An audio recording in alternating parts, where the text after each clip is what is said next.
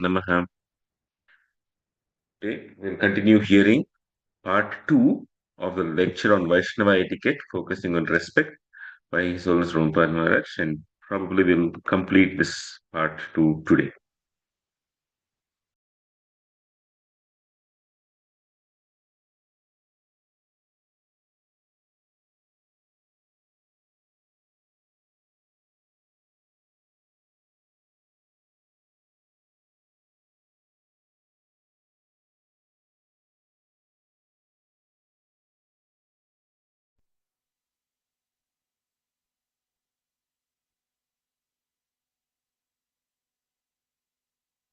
Now, here's some detail about this plural way of respecting. And I spent a little bit of time, so I'm sharing with you with a little bit of time that I spent, how to understand that, the plural way. So many of you, one beginning point is Hindi. I don't speak Hindi, but many of you do speak Hindi. So in Hindi, there's a word up, which is a respectful way of addressing you. And then there's tum, also means you, but it conveys less respect. Like you might say to a younger person. I'm looking around the room. Am I getting nods? Did I got it right? Got it right. Okay. I don't speak Hindi, so I just have to. You're my sounding board. And here's an explanation of that from Karnaparva Mahabharata. Stick around, you're going to hear this story more than once. But here's the story. This is Karna Parva, is the section of Mahabharata after Bhishma's demise. Karna becomes the commander-in-chief. There are other commanders, but he's the commander-in-chief.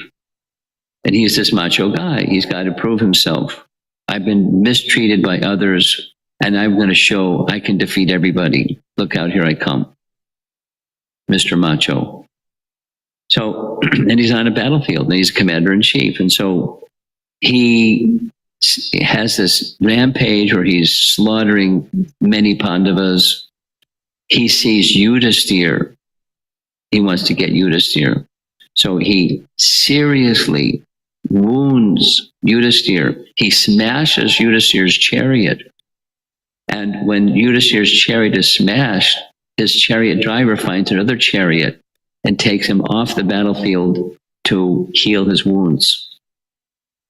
And so he brings some brahmanas, they have their mantras and their herbs, and they're trying to heal his wounds. Meanwhile, back on the battlefield, Arjuna hears about Yudhisthira's being harmed by Karna. He's a Kshatriya. He wants to do something. I'm going to go get Karna. Krishna says, wait, before you go get Karna, let's go visit your brother, Yudhisthira, and see how he's doing.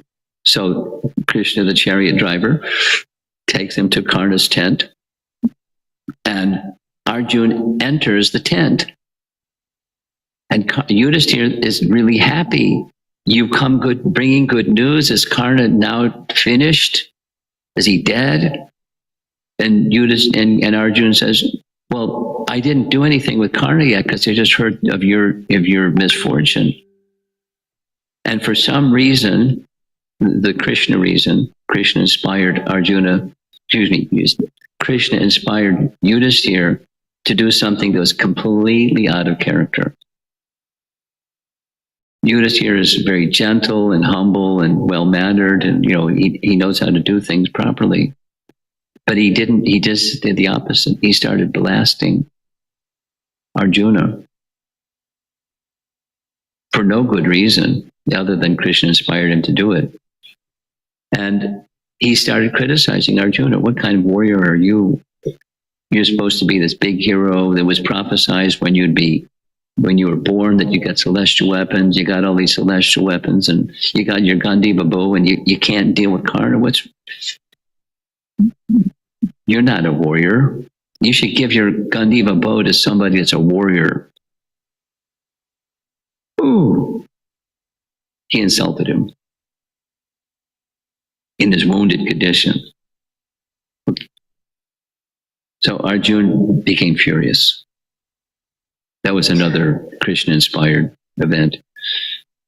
He said, I've taken a vow that anyone who maligns me in this way and tells me I should give away my Gandiva bow, I'll kill him. That's my vow. So he went to get his sword. And Krishna said, what are you doing? He said, I'm going to kill Yudhisthira. I took a vow. And then they have this whole Mahabharata-like discussion about upholding of vows and when is to be, when is not to be, how do you do it, and, you know, a thing about vows. And the conclusion was that Krishna said, you've taken a vow, so you have to uphold your vow. We'll see the Sanskrit of the verses from Mahabharata. But you can kill him by insulting him. Because one who has been honored, dishonor is worse than death. To go insult him. Krishna told him. He didn't say to say what, to go insult him. And one of the ways he went to insult him was by using this differential language instead of the collective language, or your majesty, that's how it's in English. He just said you, the singular, instead of the broader sense of he's part of the royal family and you're the majesty. That's the English translation. But then in the Hindi translation of that section of Mahabharata, it uses this word tu instead of ap, which was a subtle way of insulting him. And what Arjuna said was not just subtle. Ooh, he did what Krishna said. You are the cause of all this difficulty. You're not a king. Your tendency for gambling resulted in giving away our kingdom and giving away our wife and putting us through all these difficulties for so many years. You're not a qualified king. He insulted him. But it started with this little addressing you in a certain way.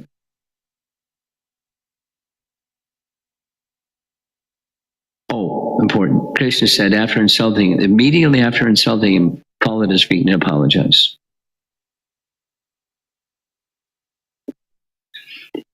Arjuna didn't even get to the stage of apologizing because he was devastated that this is so out of character, so inappropriate, I should kill myself. So he went to get his sword again. And Krishna said, what are you doing? You have service to do. You have to protect the kingdom of your elders by executing your dharma. Put that sword away. Here's what you should do.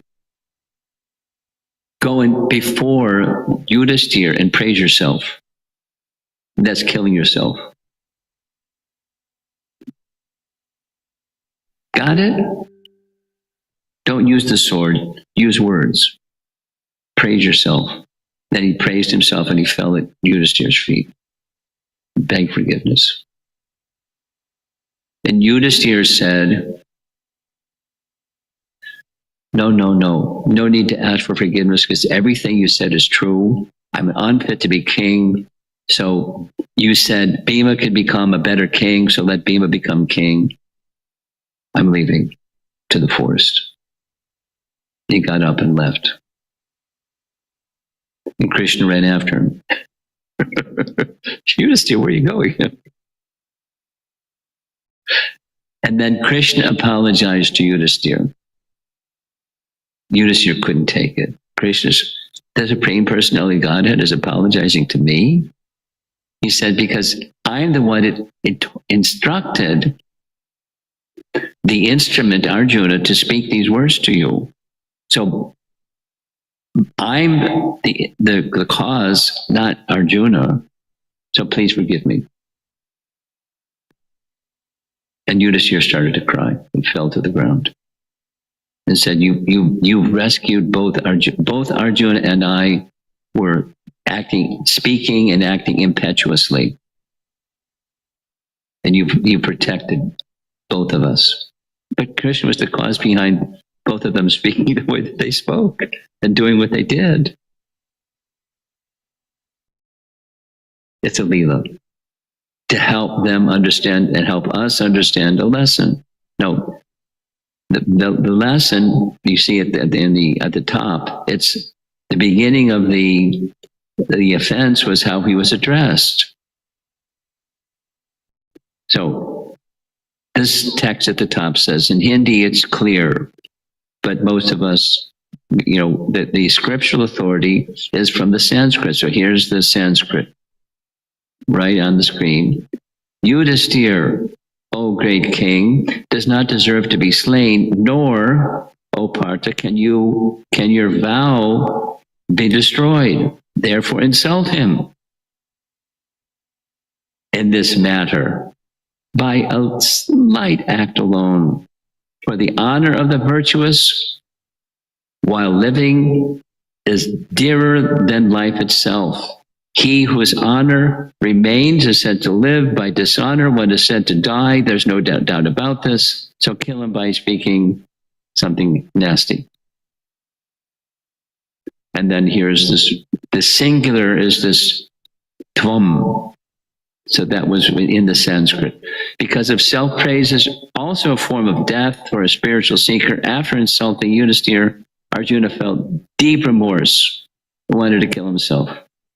Krishna then, go praise yourself, that's killing yourself. When he did, he was shameful. Anyway, we told the narration. So all of that was a diversion. The topic is by respect, husband to wife, or in a family, or in a community, in concentric circles can go out, speaking with respect is a form of protection of oneself and others. Sometimes something needs to be said. Do it respectfully, in the same way that Kapila Deva is speaking in text 26. And again, these two terms, mana and dana. Mana is respect, commonly respect to elders, Vedic culture. Dana is giving charity, a gift, dana, or food. Srila Prabhupada says, dana is usually towards juniors, that was in his purport, but it does not mean that we don't feed seniors. We respect juniors as well as seniors. And certainly Prabhupada did like that. He was cooking for the guests. He's the spiritual master, cooking for the fledgling new devotees. And I was told I didn't have that privilege of taking what he had, but his cooking was excellent. And people were yum, yum, yum. Let's go back again to the Hare Krishna temple because there's yummies at the end. So there's text 27, dana, mana, and abhayam. That's the verse again. Therefore, through charitable gifts and attention, dana and mana, as well as through friendly behavior, and by viewing all to be alike,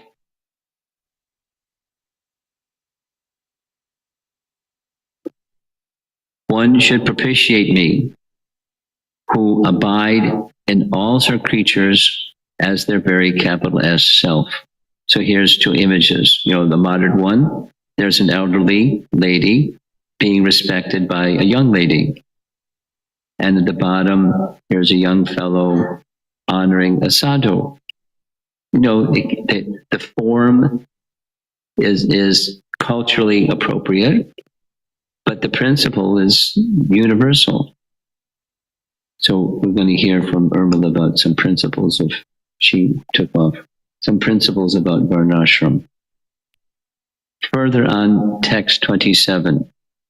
This is, the first word in the verse is ata, or therefore. So, arhayad, you have to worship me. How should you worship him? Dana manabhyam. Vaitrya chakshusha. Don't discriminate between yourself and others. Look with equal vision. Don't be a separatist. Don't be egotistic.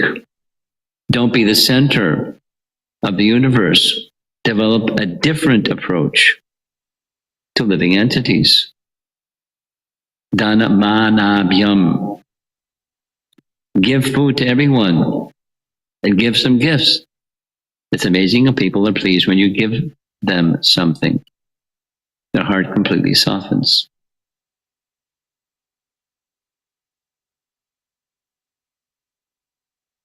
I'm going to tell a little story. Stories are nice.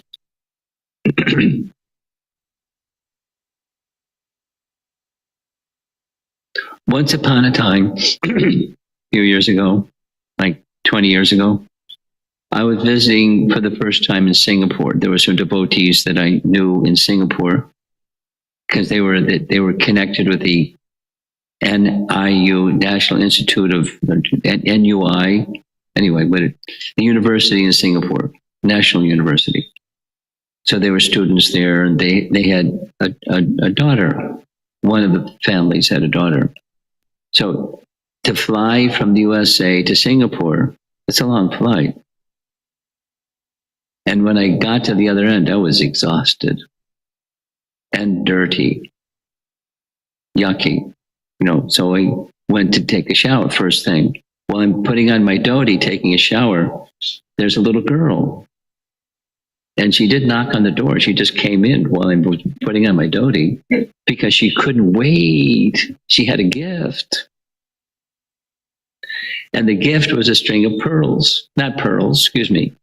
plastic beads of different colors, different sizes, and all strung together. And that was her gift. And my heart melted because I understood what that meant to her. It was like she couldn't wait. I didn't say, "Can you knock first?" Thank you very much. And to this day, I remember it. I remember the emotion. I remember the exchange. The meaningfulness was not the item. It was the enthusiasm of giving a gift.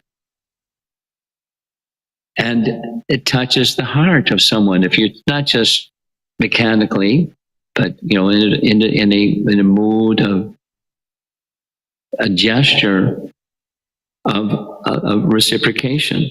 It's right in Rupa Goswami's teachings, isn't it? Tadati pratyugranati goyamakyati. There's symmetry in the Acharya's writings. They have different ways of saying, but that's a principle. The Kapila Deva is saying, Dana manabhyam. Give food to everyone and give some gifts. Give respect. Sometimes when we give some fruit to a completely unknown person, the reaction is amazing to watch. They don't need fruit, but they sense what you're doing. It's an exchange of love. When we don't feel love, by giving, we will feel love. It's true. It's just one of those things that's true. Maitri, that's friendliness. It's one of those different words in Sanskrit that express friendship. Maitri, develop it. Don't see others as competitors, but see others as potential, at least, as friends. In India, we still see personal kind of friendliness. People in the West don't even say hello. Prabhupada, this is a nice reference. Sometimes, well, you know this, Prabhupada had 2 heart attacks crossing the ocean. Later on, after some time in New York, he had a 3rd heart attack. And he was taken to a place along the Jersey shore where it was warm, and he convalesced from his 3rd heart attack. So a physician, a cardiologist recommended, if you don't, you have to exercise every day for at least an hour, a brisk walk. And if you don't do that, you're finished. The 4th time, you're finished. So please. So Prabhupada did it. That was early in his, so every day, rain or shine or snow or whatever, he would go for a walk. And one of those places he did was in London. And one of the things that he did in London was he was walking sometimes, most of the times you go to a park, nice scenery and all that. Sometimes it was on the street. When he was walking on the street, he would say hello.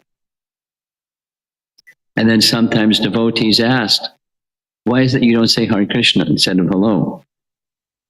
And Prabhupada's answer was, because if I say Hare Krishna, they'll think I'm sectarian. But if I say hello, they respond and say hello, good morning. And this way their devotional service has begun. So Prabhupada was thinking of their welfare, not just, and a greeting, Maitri. And by establishing friendship, then friendships can grow. Some persons it just means, doesn't mean anything. And some persons a relationship can grow. And this is the way of Vaishnava culture. Respect everyone, feed everyone, be friendly, be courteous to everyone. This way we will very quickly understand that God is present in everyone's heart. In principle, not just a behavior and mechanical behavior, but in principle, we'll be able to see him relate with love. Jumping over this sort of attitude, one will not be able to develop love of God. You've seen this painting before. This is Chaitanya Mahaprabhu feeding a dog. The stray dog from Shivananda Sain's party coming to visit Puri for Rath Yatra. So Chaitanya Mahaprabhu was so powerful, he would command the dog to chant Hare Krishna. So the dog would, Krishna! And he threw some coconut pulp. The dog was chewing the coconut pulp, Mahaprasad from the hand of Lord Chaitanya. He became an advanced devotee.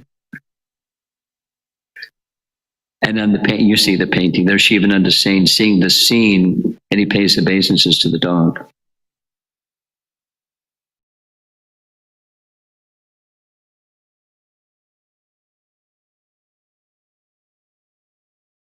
Look at the time. It's 20 minutes after 9.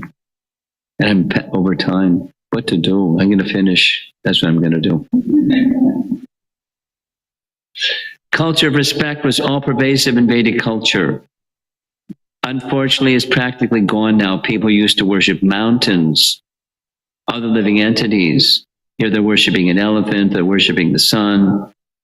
A man at Govardhan Hill was crawling up on his knees on the hill, and somebody wanted to say, what's this guy doing?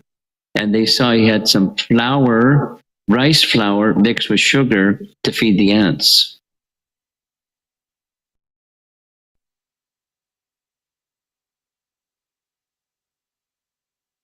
This man is very special. Srila Prabhupada's father, he was a cloth merchant.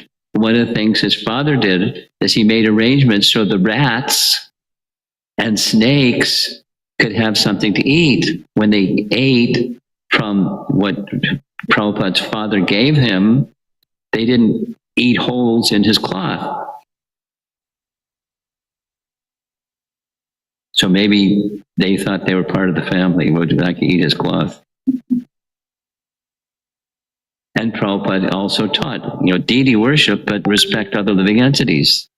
That's teaching, is a Vaishnava teaching. His father was a wonderful, wonderful, wonderful Vaishnava. But here's another example. We're going to almost end. You know the story.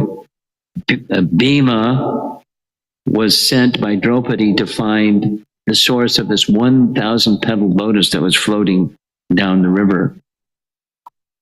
So he went up the hill to find the source of that 1,000 petaled lotus that were growing somewhere up there. When he was moving on the path, there was a monkey.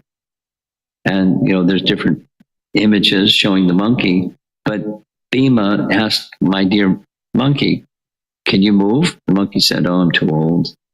You can just step over me. But Bhima was understanding within the heart of the monkey is the Supreme Lord. So he couldn't step over the monkey's tail even because it was disrespectful to the Supreme. Cultured person, cultured behavior. As powerful as Bhima was, he was also cultured. Culture of respect is based on the understanding that God is everywhere. Notice the repetition. Purposeful. He maintains in a different way. So following, there's 6.5 verses for Kapila is going to be discussing gradations of living entities. This was Dayal Mukunda's question yesterday. Gradations. Where we recognize distinctions of species or coverings. Respecting all does not mean we respect equally. We respect lower species in our mind, etc. The whole evolutionary ladder of development of consciousness is described right in Kapila's teachings, right in this chapter 29.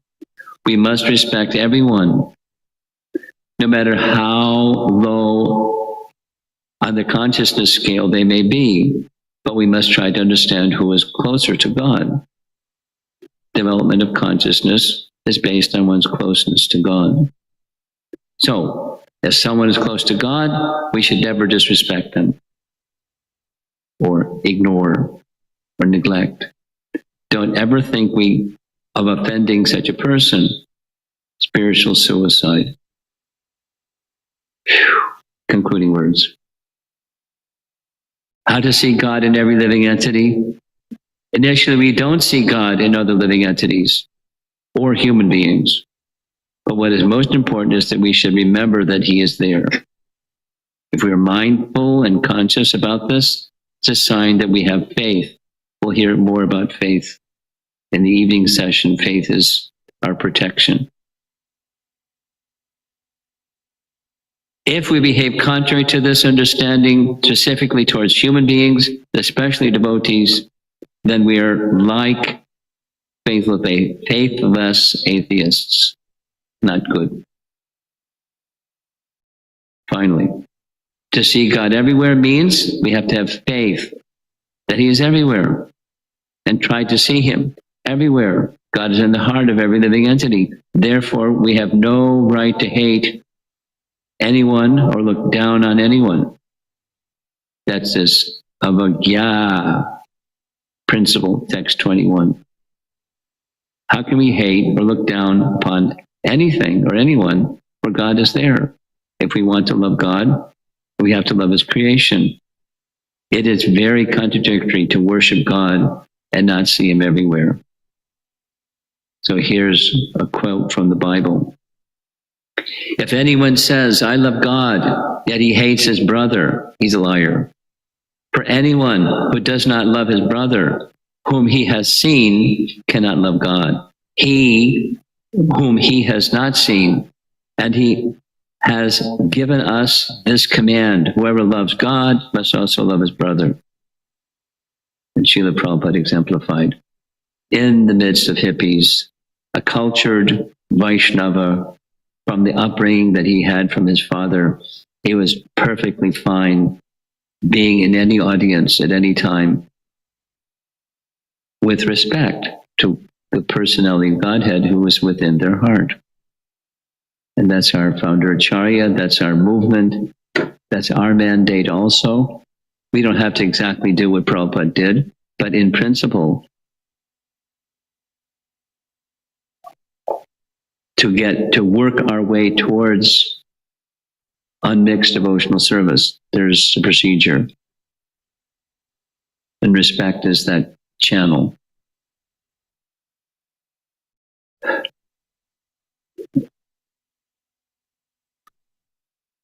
925, 926.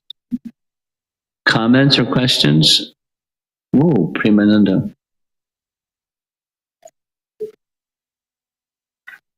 Premananda.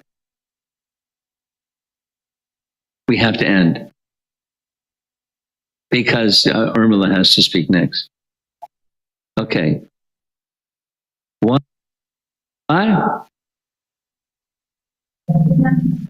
Okay. Those of you that have your hand up, write it down.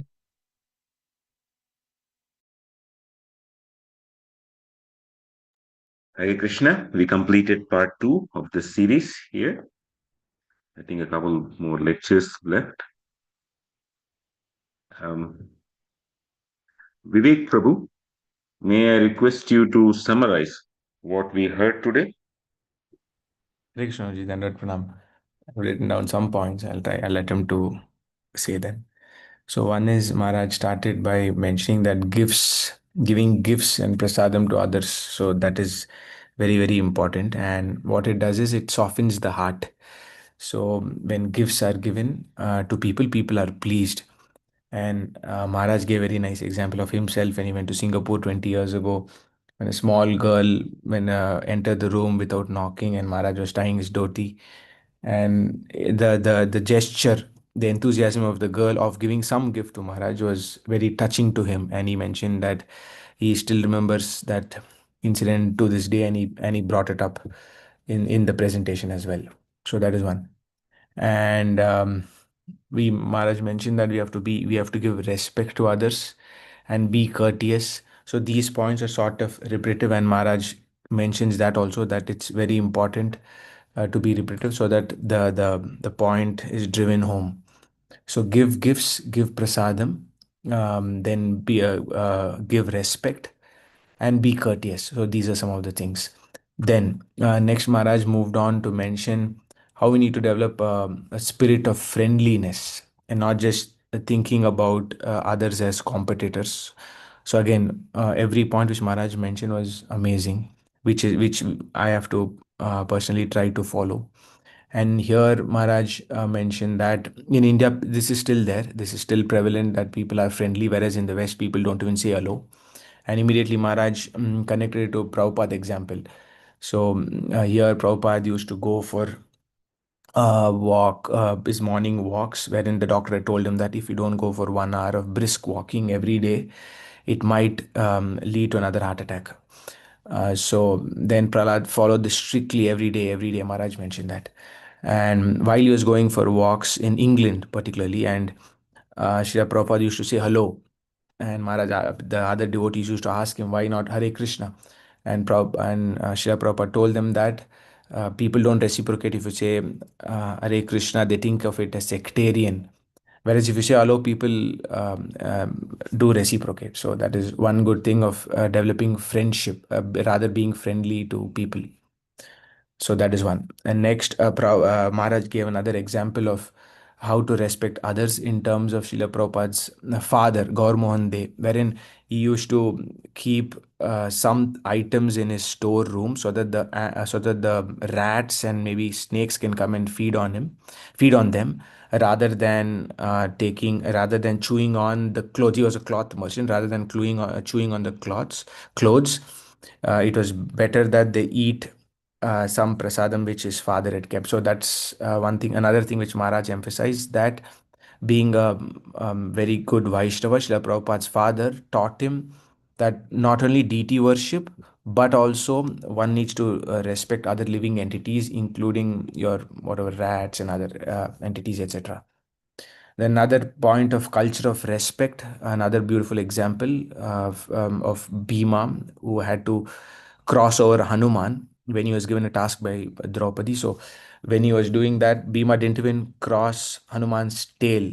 Although Bhima could easily do that, but the culture of respect was there because he was a qualified Vaishnava and he knew that Krishna is everywhere. And Maharaj went to speak about the next point which Maharaj spoke about was it's not that we have to respect all living entities equally, in the sense that respect should be given to all living entities, but the gradation is different. And Maharaj brought about the point that who's closer to Krishna, definitely the respect should be the topmost to them, and those are the Vaishnavas. And he again mentioned the point that one shouldn't offend a Vaishnava, that is Vaishnava Aparad, which will lead to Vaishnava Aparad. And then Maharaj concluded this particular part of the lecture by saying that in theory at least, we should start that Krishna is in everyone's heart and have faith that Krishna is in everyone's heart, and therefore we should not hate any living entity, not have envy on them, not look down upon them, and respect is the channel for unmixed devotional service which we are all aspiring for. Thank you, Prabhu. Hare Krishna. Thank you. Thank you for summarizing. Any other devotee would like to add something more or bring about any topic for discussion or something you find it tough?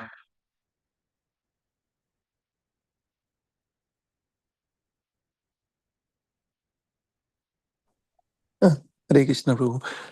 Yes, continue, Prabhu, please. Maharaj also mentioned that praising yourself is like killing yourself, right, Prabhu? So, Exactly.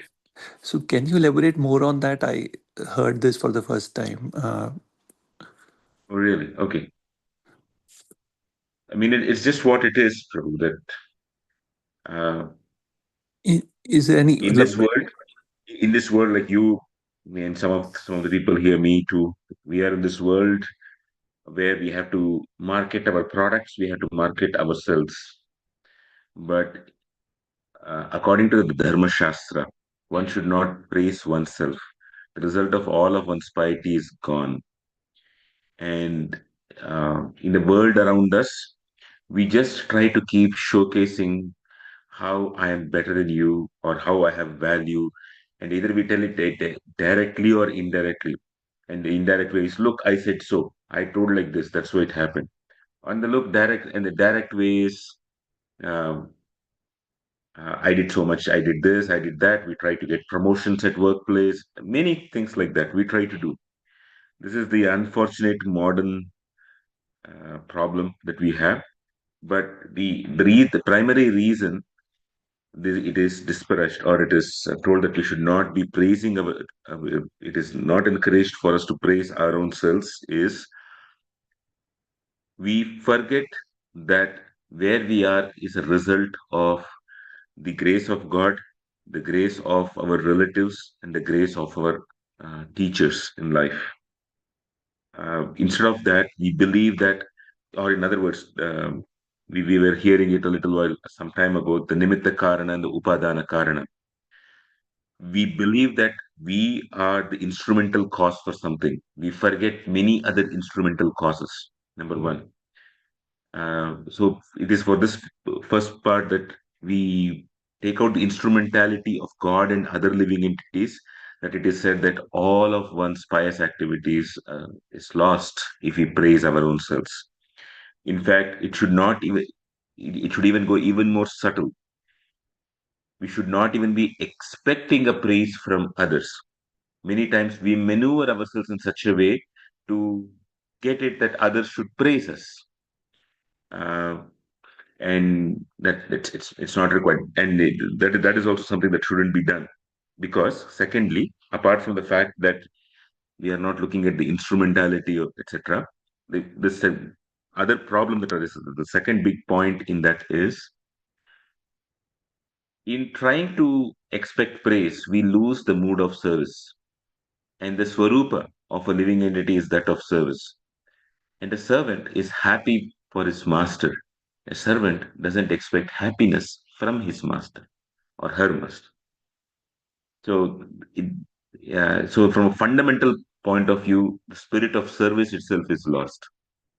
In other words, we become to the center rather than the person to whom we have to serve.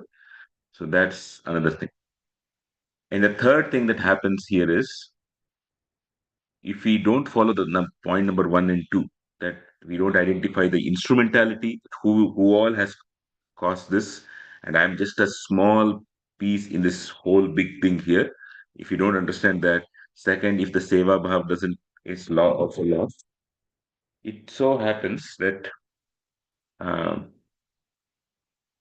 we try to speak, or it reflects in our speech in such a way that we cannot ever accept something going wrong from our side, because uh, our success defines us, our accomplishments define us, and consequently we cannot say sorry, we cannot say that if I did a mistake, etc. We always try to justify, no, it was not I who did it, it's because somebody else did something, I am doing like this. And where does this lead to finally? It leads to this controllership. And the way it gets expressed sometimes is, I have a fear, how am I going to be judged if somebody sees me in this way? And that's why we try to protect ourselves. This happens a lot in the corporate world in which you and I are there, where everybody is always trying to protect themselves, saying, I didn't do a mistake, I just did this, and circumstances were like that, and that's why it happened. And somehow or the other, it gets percolated to home also, and then it gets percolated to the children, and then the next generation of people, they also tell the same thing. It was not I who did anything wrong. It's the rest of the things which went wrong. In other words, humility is also not engendered here.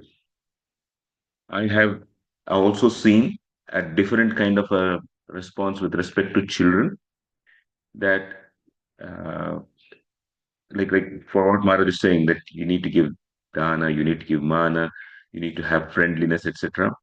Sometimes I have seen, especially with respect to children, that um, when a great pressure is put on children, you have to study well, you have to perform well in this sport, in this music, and so many other things. Uh, Sometimes children get so overwhelmed with it that finally, when they do a mistake, they would say, "Hey, I didn't do this I mean, like, it was just a silly thing from my side. Otherwise, I would have got full marks." Things like that. Where is it coming from?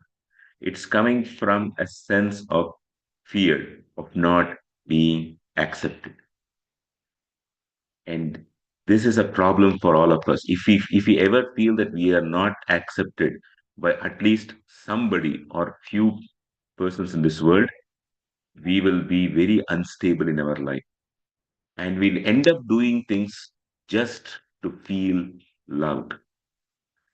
And that will take the form of speaking lies sometimes, that will take the form of isolating ourselves sometimes, that will take the form of not taking initiative sometimes, because we just don't feel confident about being loved. And when we are not confident about being loved, we are not confident to take any risks. Then we are having fear of failure, and that kills the enterprise in a human being. Does this answer a little, Prabhu? Yes, Prabhu. Thank you so much for giving so many dimensions to it. Thank you, Prabhuji. Anybody else would like to add anything more? Hare Krishna, Prabhu. Yes. Prabhu, I have one question relating to the vows. So Arjuna, when he felt that, okay, someone speaking about my Gandiva, I've taken a vow. So how you see that in our perspective, Prabhu, when we take a vow and we are not able to follow, how you see that? Following the process of bhakti, first and foremost, we should know that we should follow vows. If we are not following vows, we should honestly tell a devotee or our own spiritual master, I haven't followed this, please help me. And the prayaschitta is to get back on track and follow it from that time onwards. That's it. Okay. Thank you, Prabhu. Thank you. Anybody else? Seven. Yeah. Yes, Mridu Mataji. Hare Krishna, Prabhu. Prabhu, I particularly liked the first example that Maharaj shared about the example of the exchange between Yudhishthir and Arjuna. And it's just that exchange is so beautiful and so many lessons coming out of it. Um, it's explaining how Krishna is showcasing how sometimes vows and truth should be applied with wisdom. And he's showcasing how one needs to respect elders, and when when a Vaishnava fails to do so, what is the mood of that Vaishnava, where when Arjuna did something like that and said something like that to Yudhishthir, he felt like killing himself. And the other lesson was that self praise is a form of death for a spiritual seeker, where he ends up praising himself in front of his elder brother. And Krishna is himself showing Vaishnav achar, uh, by being courteous and respectful to Yudhishthir Maharaj by apologizing in the end. And Yudhishthir Maharaj is showcasing the same mood. So very, very beautiful exchange, and so many learnings from it. So I really, really enjoyed that. Thank you, Prabhu. Hare Krishna. Thank you, Mridu Mataji.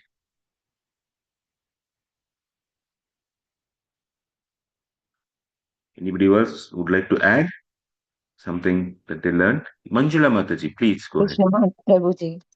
Yes, Prabhuji, one question. The way you're explaining is really heart-touching, Prabhuji. It is a real life experiences which we undergo. But the people, okay, we now, as the Prabhuji said, we have to respect everyone in the class.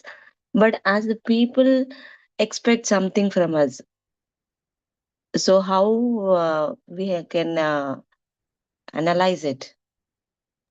I didn't get it. It's true. Everybody expects something from us. So what about it, Mataji? Yes.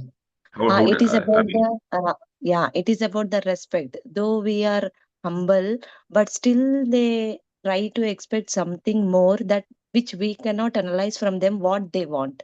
So how to face that situation? oh, in most of the times it's much simpler to just ask explicitly, Mataji. Uh, Okay.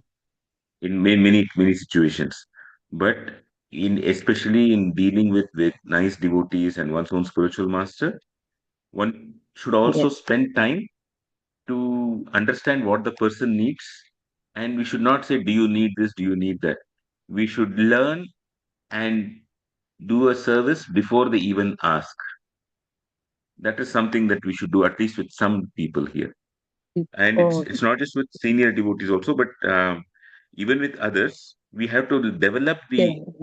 the aspect of observing others and knowing this is what they need. I mean, like say for example, somebody comes home, we just keep talking to them, and we don't even give them any food. They may be Yes. hungry. We Yeah. something like that. I mean, it's 9 o'clock at night. They came at 6 p.m. It's already late. You should the basic common sense is we'll ask them, are you Yes. hungry? Can I give you something? And then comes the next step. Oh, he's a devotee. They would probably sleep early because they'll have to wake up early. Let me give the. It's not like I talk first and then speak to them. Let me give them prasadam first, and then I can talk to them because they need to sleep early and wake up early. These are things which will develop over a period of time. Yes, Prabhuji. Thank you, Prabhuji. Right, right. I yesterday actually yesterday evening one class was going on, Kumarika Mataji's class. So all of a sudden somebody came to my home. So I was in a dilemma.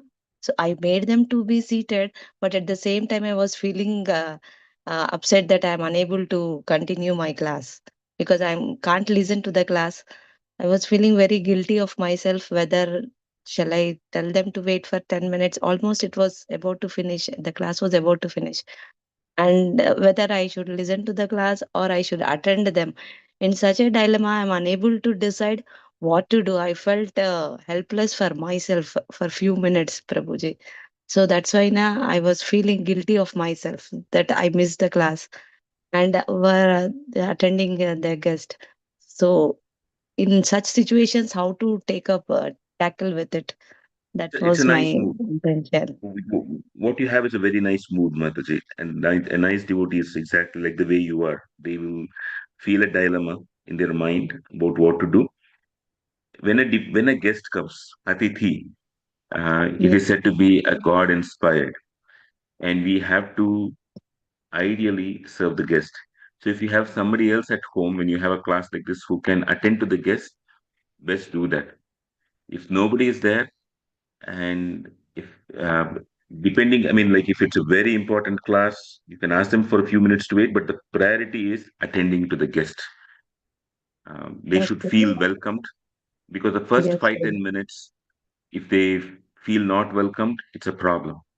In the yeah, West, they have a different principle. They opinion. say if you are not calling, if you are not booking an appointment with me, then you have to wait for until I say yes, right? You haven't booked an appointment with me. So I would have adjusted everything else, they would say in the West.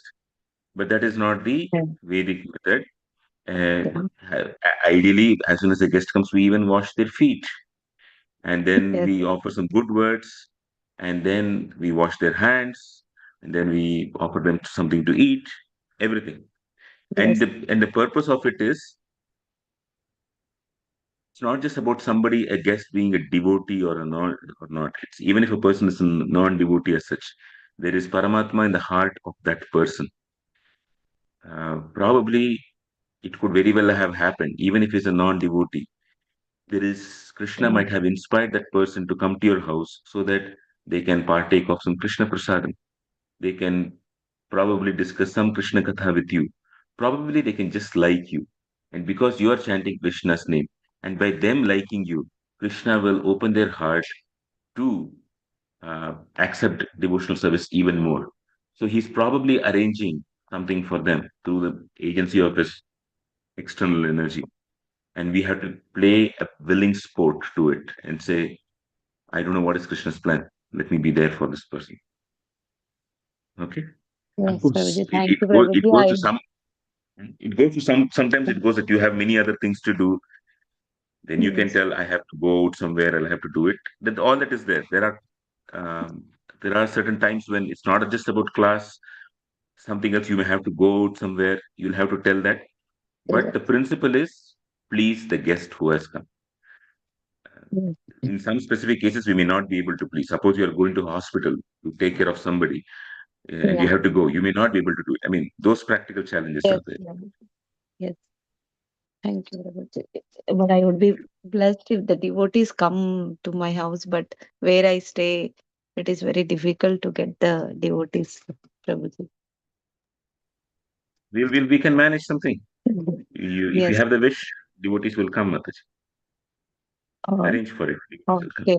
Okay, Okay? okay, Prabhuji. Thank you. Thank you. Hare Krishna. Hare Krishna, Prabhuji. It's 7:09. We'll end here. Thank you very much for joining. We'll again continue with the third part to the third lecture by Maharaj in the series on Monday. ग्रंथराज Shrimad Bhagavatam की जय, जगत गुरु श्रीला प्रभुपाद की जय. Thank Thank you, you, Prabhu. Prabhu. Hare Krishna.